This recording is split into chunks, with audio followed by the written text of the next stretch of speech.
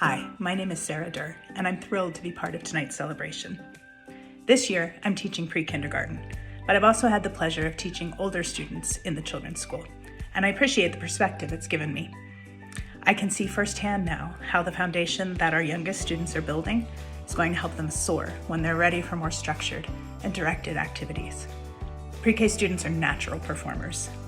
It's up to us as educators to provide that nurturing environment that allows that creativity to flow and to give them the tools they need to make it happen. In pre-K, the arts are all about imaginative play and self-expression. Our students are constantly playing family and imitating life around them. They process life by acting out what they see. They stretch themselves emotionally, socially, cognitively. All the while, their brains are rapidly making decisions about the sequence of events, the course of action they should take in their imagined scenario. The critical thinking takes place in a very organic and child-directed way, which makes the learning all that much more impactful. All of this leads to, ultimately, higher self-esteem and better self-confidence. And in the end, isn't that what we really all want for our students? Across the mud and then to the treasure, and then we have to go across a heart storm that shoots us. This kind of work is all about exploring, working together, and making their own authentic choices to bring characters and stories to life. This creative process is usually pretty messy with lots of ideas flying back and forth, big noises and movements, and sometimes a disagreement or two. But overall, students are thinking critically about their character, about the plot, and the choices they need to make to bring those to life. So you'll see that some classes are building this world, and some are actually using fabric and chairs to make this environment, which is an important part of the process. And usually we can use lots of costumes and props and share all those things, but this year we were limited. Students are not afraid to share ideas and try something out and take a risk through this process. Sometimes the shyest student plays the most boisterous character on this stage. And this confidence spills out into other areas of their life and other classes that are at CSS as well. This year for Dessert Theater, we're exploring lots of ideas how to make it COVID friendly while still maintaining the integrity of the program and, of course, still keeping dessert in Dessert Theater.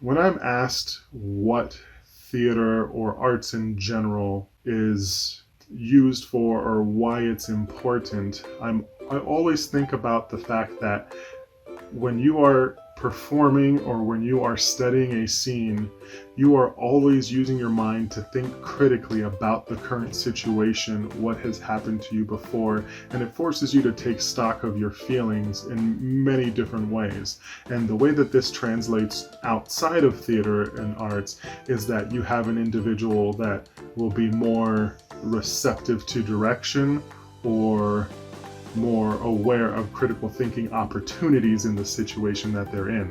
They have to assess other people's objectives and their tactics as to why they are doing what they're supposed to be doing, and that translates into the real world very seamlessly. And a lot of the times it can feel like it's not even happening, but over the course of a year, you can definitely see that the critical thinking about text and actions increases dramatically with a strong exposure to the arts.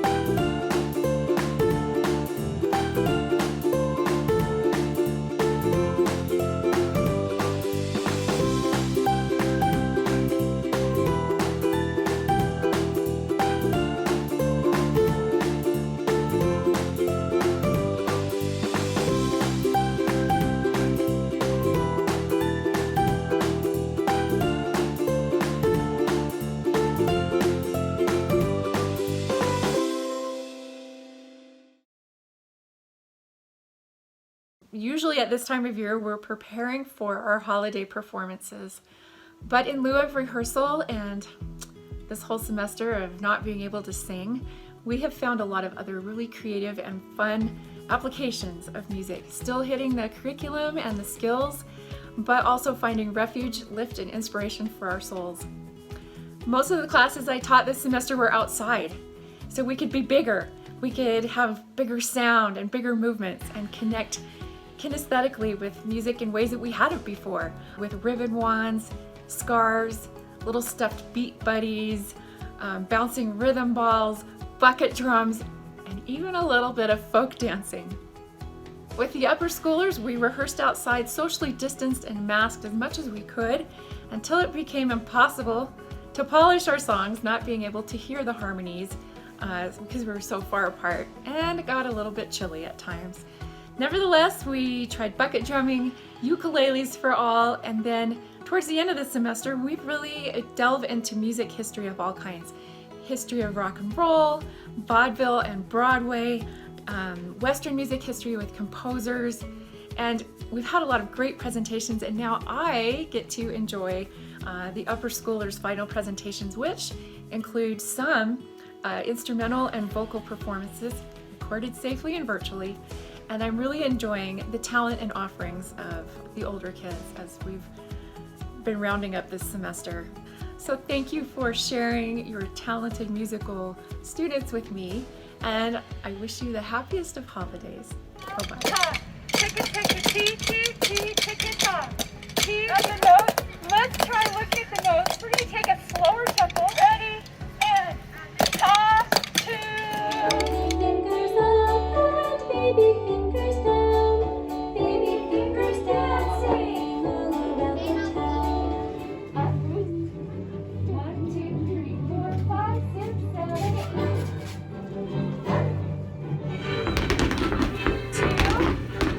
1, 2, 3, 4. You're doing it! 1, 2, 3, 4, 5, 6.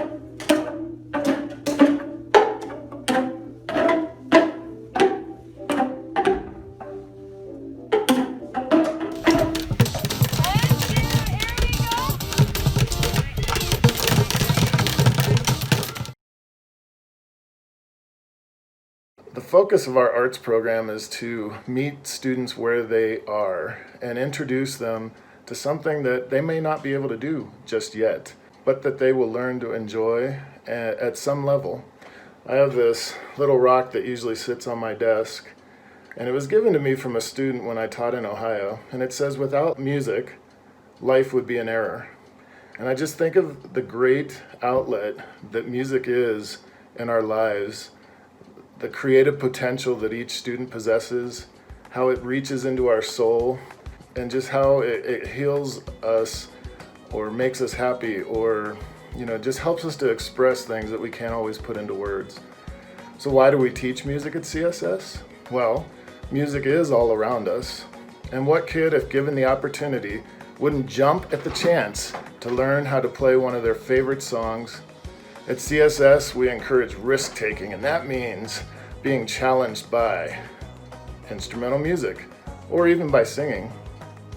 Did you know that when students play an instrument, it engages nearly every area of the brain at once, especially the visual, auditory, and motor areas? And this happens while learning those songs that excite and motivate them to learn to play. And the arts, by their very nature, are an experiential-based course. Every day in band or other arts classes, there's chances for our students to interact with their imagination and creative side while exploring the diversities of our classes. There are opportunities for the kids to create something with others that is bigger than any one of them can achieve on their own. That's what I appreciate about our instrumental ensembles. A student can learn to play an instrument. They can learn to play it well, but it's a totally different thing to learn to play with others and to create a song that you need other people for. So I am floored when I get to watch the students engaging these instruments, when I get to see the light bulbs go on, or even during these bizarre times that we're out there making it work, and boy, does that make my heart happy. And I've received emails and little side conversations from our students that just say, thank you for keeping this going. And boy, talk about trying to choke down a tear, because I feel the same way, and I'm so proud of them for playing these instruments and providing music to ears that are available to hear it during the times we meet.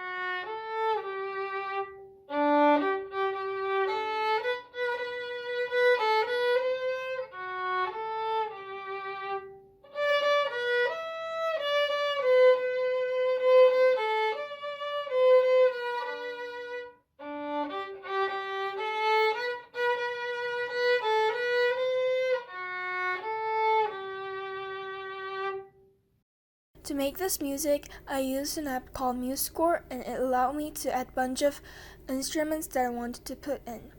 I used piano, violin, violoncello, and contrabass.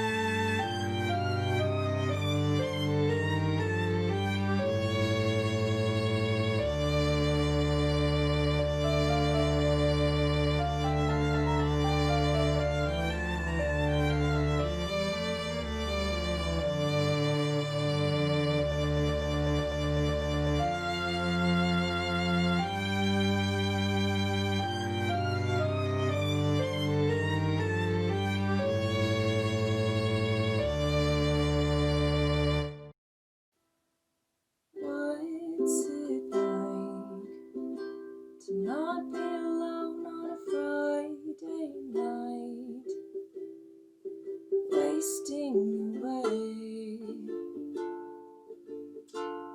in a room without a light? Oh, nothing even matters. I don't even care. I'm just a little scared that I'm not going. I am going somewhere. Thank you.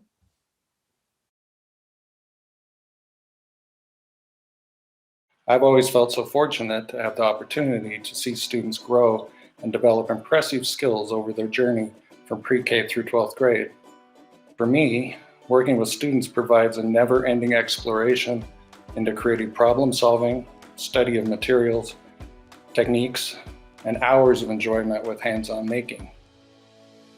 Students find it funny when they ask what my favorite artwork is, and I tell them it's actually the next one, because for me it's all about the journey. Every year a new level of confidence and ability is attained.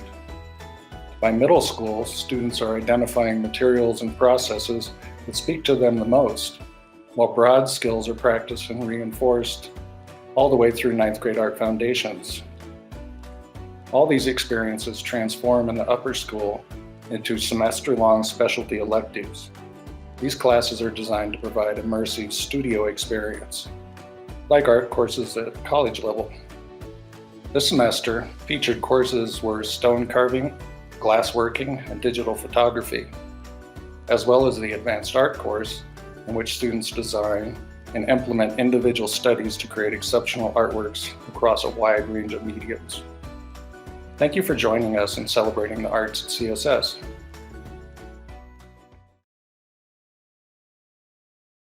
What I enjoy most about art is that it provides the children with the opportunity to use their imagination and creativity to create a two-dimensional or three-dimensional piece of art that they can share with their family and friends when they are finished.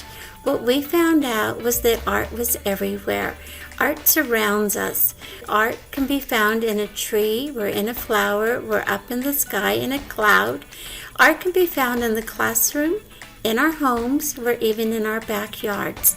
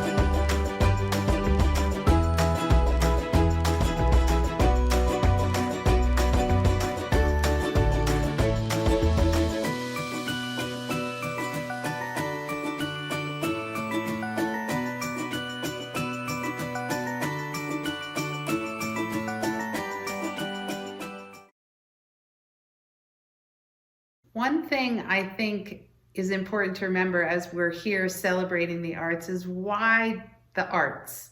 Well, they do so much for people. It's a way to improve our visual spatial skills. It's a way for students to have individual expression, to be creative. It meets all these different needs that learners have. It's multidimensional. It helps us to connect with the world, whether we're working in art history or learning about an artist or using the natural world as inspiration for our art. And then it's a way for us to all connect as individuals. So here's to celebrating the arts, and thanks so much for watching.